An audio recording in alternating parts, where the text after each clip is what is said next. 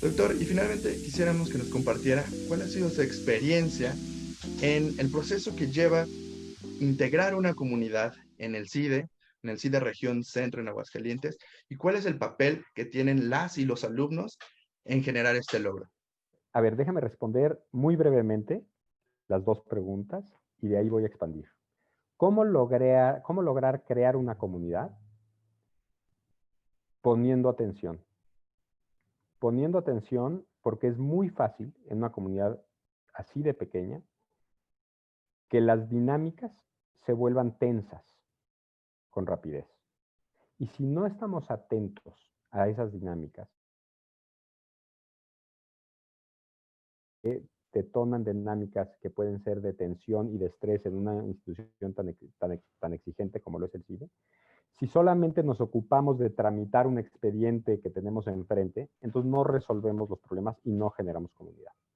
Entonces hay que entender que lo que aparece en un procedimiento formal, en una solicitud, en un correo electrónico, en un escrito, lo que sea, es solamente un registro de algo que está ocurriendo en el mundo real. Entonces hay que ponerle atención no al correo electrónico, sino a la persona o a las personas o a los problemas o a las dinámicas que están detrás de eso. Para eso es muy fácil, o se facilita mucho, eh, cuando tienes una institución pequeña, porque nos conocemos todos y vas conociendo cómo van evolucionando los alumnos y recuerdas a los alumnos personalmente y hay el contacto directo y personal. A ver, yo estudié en la Escuela de Derecho de la Universidad de Yale y cuando uno ve la forma en la cual se hacen los indicadores para posicionar las escuelas de Derecho y se encuentra con que Yale está sistemáticamente durante los últimos 20 o 30 años innegablemente como la escuela de Derecho mejor rankeada en Estados Unidos, dice, bueno, ¿cómo es que es tan estable Yale en esa posición? Sobre todo cuando las posiciones 2, 3, 4, 5 son muy competidas y están moviéndose las demás escuelas. Y hay un indicador que es determinante, y es que Yale tiene una proporción de 7 alumnos por cada profesor, cosa que es realmente extraordinaria. Habla de una atención hiperpersonalizada. La sede región centro tiene casi una proporción de 2 alumnos por cada profesor investigador. O sea, tenemos realmente unas condiciones que yo no creo que se repliquen en ningún lugar del mundo para conocer a nuestros alumnos y para ponerles atención a nuestros alumnos. Aún así, por la exigencia que tienen los alumnos y la exigencia que tenemos nosotros, es muy normal que cada quien se meta y se encierre en sus estudios, en su trabajo, en su cubículo, en su esquinita de la biblioteca y no nos pongamos atención. Entonces, no basta con tener esta infraestructura, por así decirlo, esta estructura, esta conformación demográfica tan favorable a la proximidad para conocernos. Necesitamos también tener una cultura de poner atención. Y si esa cultura no se mantiene y no se alimenta sistemáticamente, se pierde con mucha facilidad. Ahora, hay ciertas herramientas que te permiten fomentar esa cultura y que creo que debemos de incentivar. Es más, yo te diría, creo que uno de los legados que yo quisiera dejar como director de la sede Región Centro es que haya más de esta infraestructura, porque creo que no tenemos lo suficiente. Y eso es que hayan espacios y ocasiones para la integración distintos al estudio dentro de la comunidad. O sea, los partidos de voleibol que ustedes inauguraron desde muy temprano, en algún momento creo que hubo una mesa de futbolito, ese tipo de actividades te permiten integrarte como comunidad. Creo que necesitamos más, creo que necesitamos voleibol, creo que necesitamos futbolito, creo que necesitamos yoga, creo que necesitamos un huerto comunitario. Es más, creo que necesitamos alguna sección del campus que tenga 2, 3 hamacas para que se puedan sentar a platicar en forma descansada y horizontal y no con la tensión de estar sentados en una silla o en la biblioteca.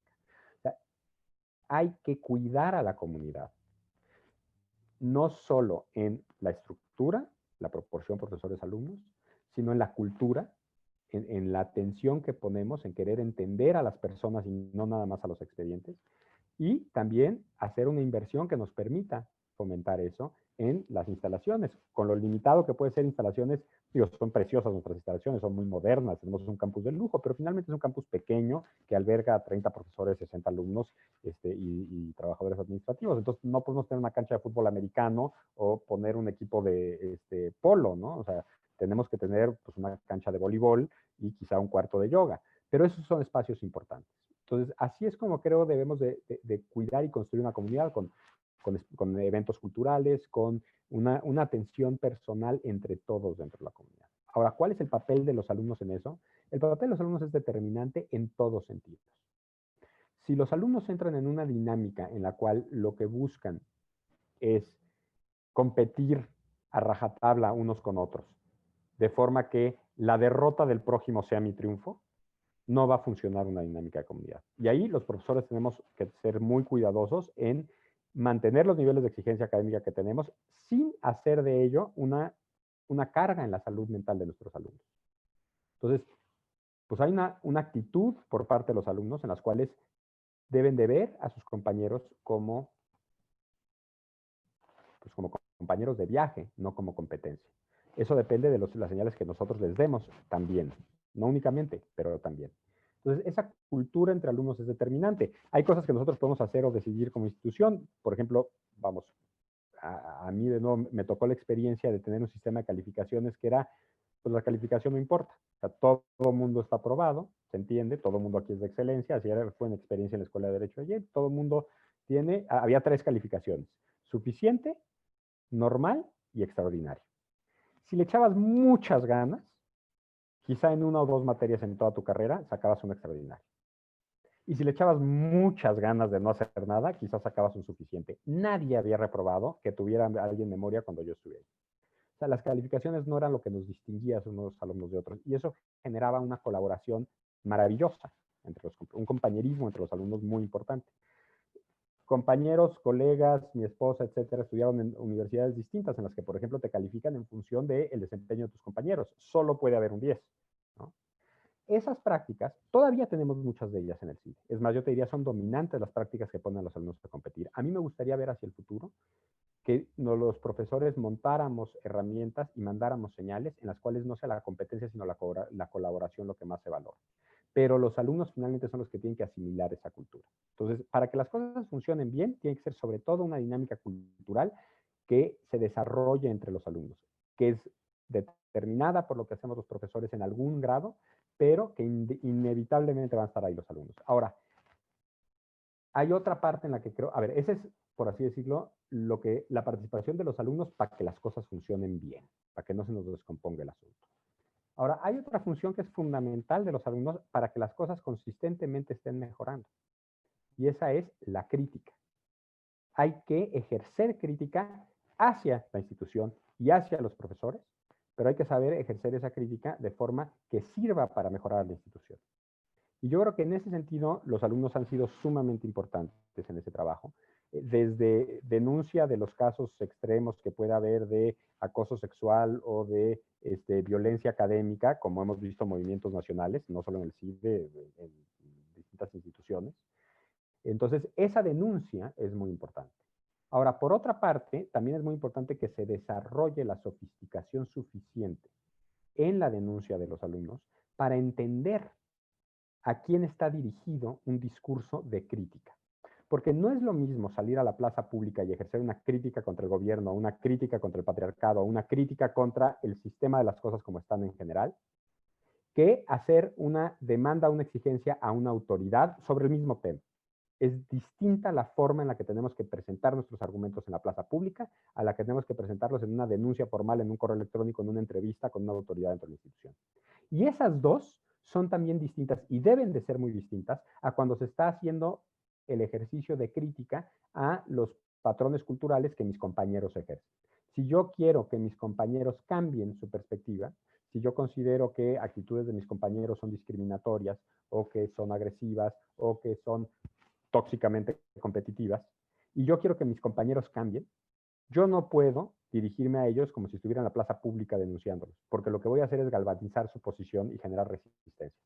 Entonces, la crítica es fundamental, primero, que se haga para que se identifiquen los problemas desde el alumnado, pero después que se sepa hacer dependiendo de qué es lo que se está criticando y a quién se está criticando.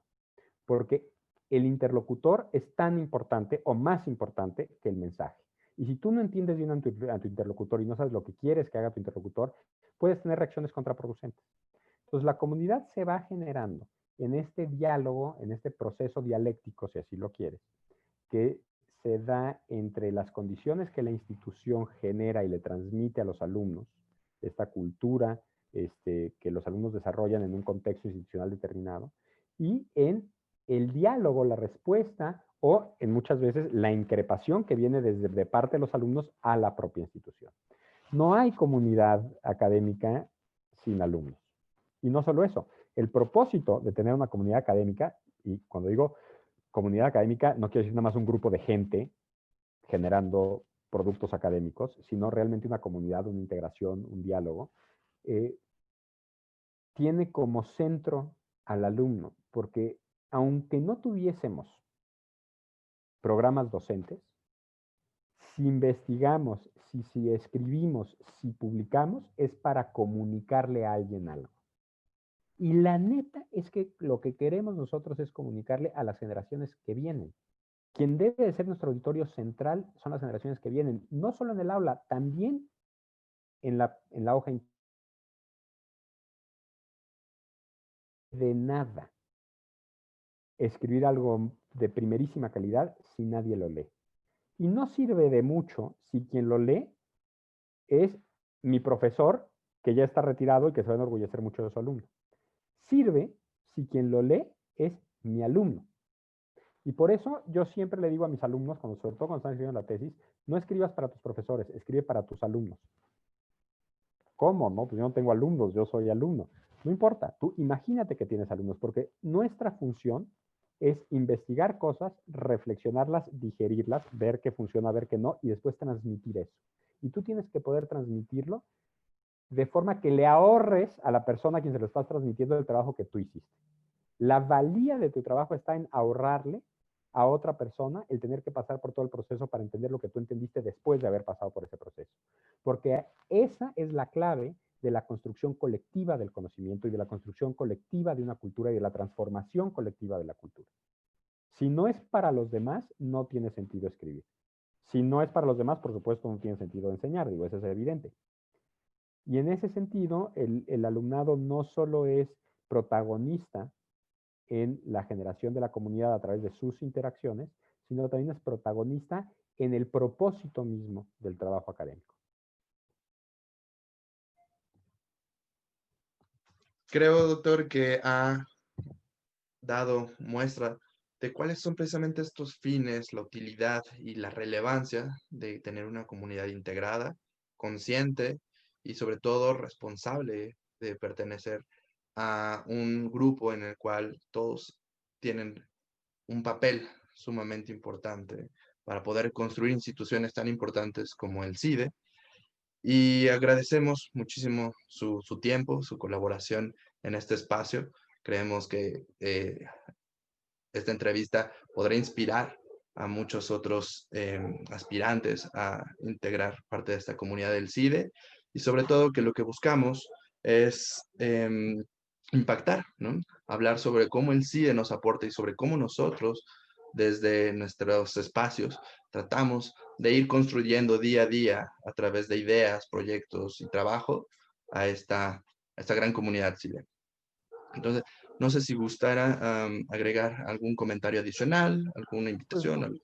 únicamente quiero decir que esta entrevista, o sea, el que tú, alumno de nuestra primera generación de la licenciatura de Políticas Públicas, sea quien me está entrevistando ahorita para poder dar a conocer lo que hacemos en el CIDE y por qué es relevante el CIDE, para mí es un indicador de éxito en sí mismo. O sea, el que estés tú invirtiendo tiempo en tratar de proyectar y compartir lo que para ti representó el CIDE, me dice que algo estamos haciendo bien. Algo estamos haciendo muy bien. Y en realidad en estos meses, que han sido meses muy difíciles por los cambios en presupuesto, la restricción presupuestal, la desaparición de los fideicomisos, pues, ataque, por así decirlo, público a las instituciones académicas en general, pero en particular las instituciones públicas de excelencia,